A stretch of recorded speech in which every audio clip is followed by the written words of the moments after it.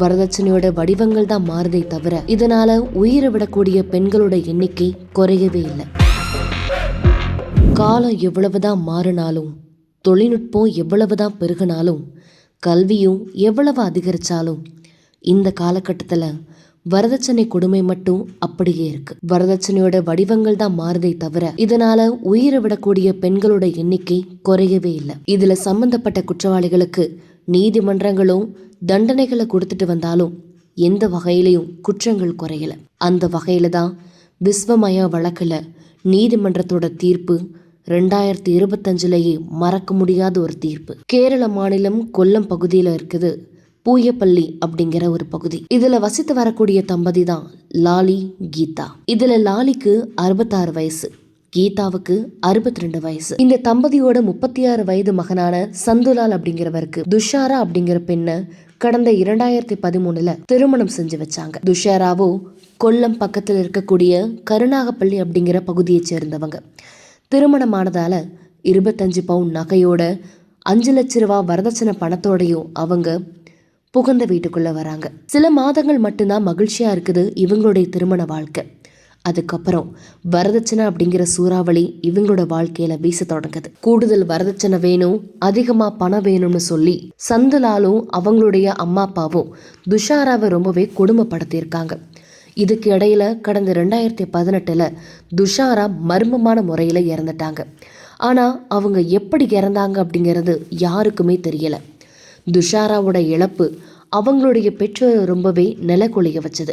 என்னோட மகளோட மரணத்துக்கு காரணமானவங்க மீது நடவடிக்கை எடுக்கணும் அப்படின்னும் துஷாராவோட பெற்றோர்கள் போலீஸுக்கு போனாங்க. இதனால போலீஸாரும் வழக்கு பதிவு செஞ்சு துஷாராவோட சடலத்தை கைப்பற்றி போஸ்ட்மார்ட்டத்துக்கு அனுப்பி வச்சாங்க. அப்பதான் துஷாராவை பட்டினி போட்டே மாமியார் கொன்றிருக்காங்க அப்படிங்கிறது தெரிய வந்திருக்கு. துஷாரா இறக்கும் போது அவங்களுடைய உடல் எடை 21 கிலோ மட்டும்தான் இருந்திருக்கு. இதை கண்டு டாக்டர்களே அதிர்ச்சி ஆயிட்டாங்க. வயிற்றில் மொத்தமாக உணவே இல்லாமல் அந்த பெண் இறந்திருக்காங்க அப்படிங்கிறது தெரிய வந்திருக்கு. இதையடுத்து துஷாராவோட ஹஸ்பண்டான சந்துலால், அவங்களுடைய அப்பா, அம்மா அப்படின்னு 3 பேரையும் போலீசார் கைது செஞ்சு சிறையில் அடைச்சாங்க. இந்த வழக்கு கொல்லம் மாவட்ட கூடுதல் செஷன்ஸ் நீதிமன்றத்துக்கு வந்தது. ஆனா வழக்கு நடந்து வந்துட்டு இருக்கும் போதே லாலி சில வருடங்களுக்கு முன்பு இறந்துட்டாரு. தொடர்ந்து இந்த கொலை வழக்கை விசாரிச்ச நீதிபதி சுபாஷ் கடந்த ஏப்ரல் மாதம் தீர்ப்பளிச்சாரு. பட்டினி போட்டு இளம்பெண்ண கொன்ற கணவர் சந்துலால், அப்புறம் அவருடைய தாயார் கீதா லாலி ஆகியோருக்கு ஆயுள் தண்டனையும் தலா 1 லட்சம் ரூபாயும் அபராதம் விதிச்சாரு. வயிற்றுல உணவில்லாம இருந்ததால இது கொடூரமான கொலை அப்படின்னு நீதிமன்றம் உறுதி செஞ்சிருக்கு. 2025 எத்தனையோ தீர்ப்புகளை நீதிமன்றம் தந்திருந்தாலும் துஷாரா வழக்கில் வழங்கப்பட்ட இந்த தீர்ப்பானது வரதட்சணை கொடுமைக்கு எதிரான முக்கிய நடவடிக்கையா பார்க்கப்படுது. காரணம், பொதுவா வரதட்சணை கொடுமைன்னு வந்துட்டா நீதிமன்றத்துல இதுக்கான தீர்ப்பு ரொம்பவே இழுத்தடிக்கப்பட்டு அவங்களுக்கு குறைந்தபட்ச தண்டனையே வழங்கப்படும் அப்படின்னு சொல்லப்படுது. ஆனா நீதிமன்றத்துல இவங்களுக்கு ஆயுள் தண்டனையும் 1 லட்சம் ரூபாய் அபராதமும் விதிக்கப்பட்டிருக்கு. இது 2025 ஒரு முக்கியமான கேஸா பார்க்கப்படுது. ஸ்னேகா மேமோட அந்த ஒரு லுக் அப்படிங்கிறது பயங்கர வைரல் ஆயிட்டு இருக்கு. ஸோ எஸ், நம்ம திவ்யன் சாரோட டீம்ல இருந்து இன்னைக்கு நம்ம கூட மேக்கப் ஆர்டிஸ்ட் நிவேதா பால் நம்ம கூட இருக்காங்க. ஹலோ. ஹாய் மேம், எப்படி இருக்கீங்க? ரொம்ப நல்லா இருக்கேன். நீங்க எப்படி இருக்கீங்க? நல்லா இருக்கேன். எஸ், ஐ திங்க் ரொம்ப ஸ்பெஷலா இருந்திருக்கும்னு நினைக்கிறேன் இந்த மந்தே. முக்கியமா அந்த ஈவெண்ட்டை எந்த பக்கம் திரும்பினாலும் ஸ்னேகா மேமோட அந்த ஒரு டபுள் சாரி ட்ரைப்பிங் தான் ட்ரெண்ட் ஆயிட்டு இருக்கு. ஸோ நீங்க தான் சொல்லணும், நீங்க தான் அந்த ஓஜி இல்லையா, அந்த டீம்ல இருந்திருக்கீங்க, மேம் கூட ஒர்க் பண்ணியிருக்கீங்க.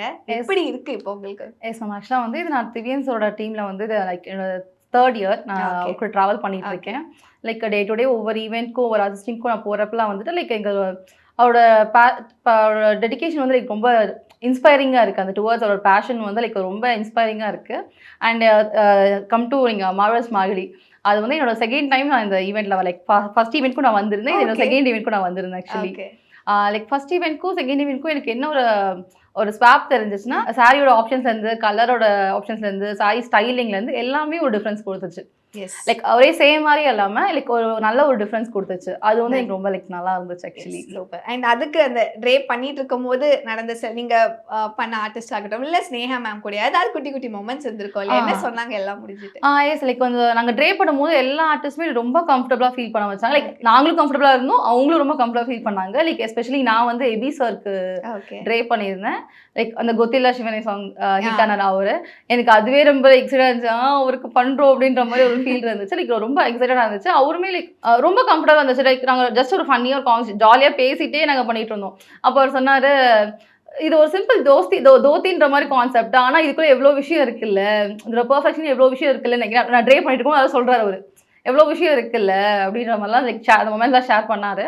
அப்புறம் முடிச்சுட்டு கேட்குறப்ப உங்களுக்கு பிடிச்சிருக்குண்ணா, எனக்கு ரொம்ப பிடிச்சிருக்கு, நீங்க ஹாப்பினா எனக்கு நான் ரொம்ப ஹாப்பி அப்படின்லாம் எனக்கு பேசினாரு. லைக் ரொம்ப ஸ்வீட்டா இருந்தாரு எல்லாருமே. இப்போ நீங்க சொன்ன லிஸ்ட்ல வந்து நம்ம சிவாங்கி இருந்தாங்க.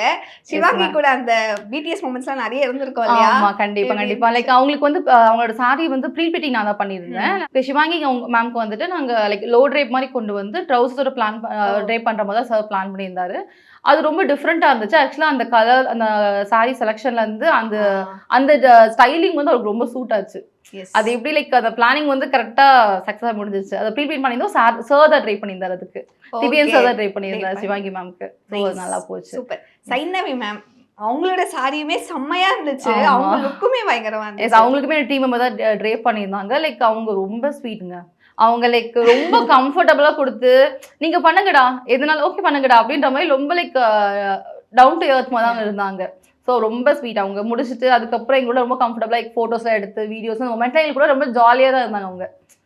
அந்த மொமெண்ட் வந்து ரொம்ப ஹாப்பியா இருந்துச்சு. சூப்பர். இப்போ இந்த சாரி இந்த ஒர்க் கிரவுண்ட் ஒர்க்னு ஒன்று இருக்கும் இல்லையா, அது எவ்வளோ டேஸ் நடந்தது ஆக்சுவலா ஸ்பெசிஃபிக்கா ஸ்னேகா மேமோட சாரிக்கு? கண்டிப்பா அது வந்து லைக் சாருக்கு வந்து ஒரு ஒன்ஸ் அவங்க சாரி செலக்ட் பண்ணதுக்கு அப்புறம் சார் வந்து லைக் அவருக்கு ஒரு ஐடியா பிளான் பண்ணியிருப்பாரு இல்லையா, கண்டிப்பா. பட் அவர் வந்து அவரோட ஐடியா பிளான் பண்ணியிருந்தாரு. ஸ்டில் எங்களையும் டீம் மெம்பர்ஸ் வந்து எங்களையும் கேட்டாரு, நம்ம இந்த மாதிரி பண்ணலாமா லைக் இந்த மாதிரி பண்ணலாமா. அவரோட ஐடியாஸ் எங்களோட ஷேர் பண்ணி எங்களோட ஐடியாஸும் அவர் சஜஸ்டாக எடுத்துட்டாரு. எடுத்து அவர் அதை மிக்ஸ்அப் பண்ணி அவர் அதெல்லாம் அவரோட பிளான் பண்ணியிருப்பாரு இல்லையா ஆப்வியஸா. ஸோ அந்த பிளான் அந்த அவுட்புட் வந்து சக்சஸ்ஃபுல்லா வந்துருச்சு. எஸ். அந்த டபுள் ட்ரேப்பிங் வந்து முன்னாடியே பிளான் பண்ணது தான். Yes yes. அது வந்து அது லைக் லாஸ்ட் டைம் லைக் அந்த டபுள் ட்ரேப்பிங்கிறது லைக் அது ஃபாலோ அப். ஏன்னா லாஸ்ட் டைம் ஒரு ட்ரெண்ட் மார்க் அவர் வச்சுட்டாரு. அந்த டபுள் ட்ரேப்ல வந்து ஒரு ட்ரெண்ட் மார்க் வச்சுட்டாரு. அகைன் இந்த முறை வந்து இன்னும் ஒரு எக்ஸ்பெக்டேஷன் ரொம்ப அதிகமாயிடுச்சு. ஏன்னா லாஸ்ட் டைம் வந்து ரொம்ப ஹிட் ஆயிடுச்சு. லாஸ்ட் மார்க்கோட ஸ்மாலி வந்து ரொம்ப ஹிட் ஆயிடுச்சு ஸ்னேகா மேமோட ட்ரேப்பிங் வந்துட்டு. ஸோ இந்த முறை வந்து அது இன்னும் எக்ஸ்பெக்டேஷன் அதிகமா இருக்கும் இல்லையா, அந்த ஒரு விஷயத்தையும் வந்து திவ்யன் சார் ரொம்ப கூலா ஹேண்டில் பண்ணாரு. ஓகே ஃபைன் இந்த மாதிரி பண்ணிடலாம் அப்படின்னு சொல்லிட்டு ரொம்ப கூலா ஹேண்டில் பண்ணாரு. எனக்கு வந்து இந்த மொமெண்ட் வந்து எனக்கு லைக் எபி சார் முடிச்சதுக்கு அப்புறம் எனக்கு வந்து லைக் அது தேங்க்ஸ் டு திவ்யன் சார் சொல்லுவேன். ஏன்னா ரஜினி சாரோட ஃபேமிலி மெம்பர், அனிருத் சாரோட மதர் லக்ஷ்மிமா அவங்களுக்கு ட்ரை பண்ணுறதுக்கான சான்ஸ் வந்து எனக்கு கிடைச்சிச்சு. அது ரொம்ப லைக் ஹானர்டாக ஃபீல் ஆச்சு. எனக்கு லைட்டாக பயமாக இருந்துச்சு. ஓகே நம்ம நம்பி கொடுக்குறாங்க, நம்ம நல்லா முடிச்சிடணும், நான் பெஸ்ட்டாக கொடுக்கணும், எந்த இது இல்லாமல் பெஸ்ட்டாக கொடுக்கணுன்றத ரொம்ப இதாக இருந்தேன். அண்ட் தென் நாங்கள் அங்கே மேம் கிட்ட மேம் ரூம் தான் நாங்கள் போயிருந்தோம்.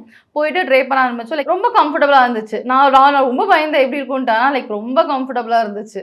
அவங்களுமே லைக் அவங்க முடிச்சுட்டு அவங்க ரொம்ப சூப்பராக இருக்குல்ல லைக் கமெண்ட் சொன்னாங்க. அண்ட் இப்போ நிறைய பேர் அதை ரீக்ரியேட் பண்ணி உங்களுக்கு சென்ட் பண்றாங்க இல்லையா, அது பார்க்கும்போது உங்களுக்கு எப்படி இருந்துச்சு? இவ்வளோ ஏன்னா ஆகும் நம்ம எதிர்பார்த்திருப்போம், இந்த அளவுக்கு ஆகும்னு எதிர்பார்த்திருந்திருக்க மாட்டீங்கல்ல? கண்டிப்பா கண்டிப்பா. ஆனா எனக்கு வந்து ரொம்ப ஹாப்பியா இருந்துச்சு. ஏன்னா ஒன்ஸ் ஒரு ட்ரெண்ட் மார்க் செட் பண்ணிட்டார். டபுள் சாரிக்கு ஒரு மாஸ்டர்னா அது திவ்யன் சார்ன்ற மாதிரி ஒரு ட்ரெண்ட் மார்க் செட் பண்ணிட்டாரு. அப்படின்றப்போ நெக்ஸ்ட் ஈவெண்ட் வருது, அகெயின் மேம் வரப்போறாங்க ரேம்ப்ல அப்படின்றப்போ எக்ஸ்பெக்டேஷன் ரொம்ப அதிகமா இருக்கும்ல. ஸோ அது வந்துட்டு இப்போ அவருக்கு அந்த ப்ரெஷர் வேற. இப்போ ஏன்னா அடுத்து நம்ம இது பண்ணணும் கண்டிப்பா. ஆப்வியஸா நம்ம ஒரு எக்ஸ்பெக்டேஷன் வைக்கிறாங்கன்னா அந்த எக்ஸ்பெக்டேஷன் அவர் ஃபில்ஃபில் பண்ணணும் இல்லையா, அதை லாஸ்ட் பண்ணிட்டாரு.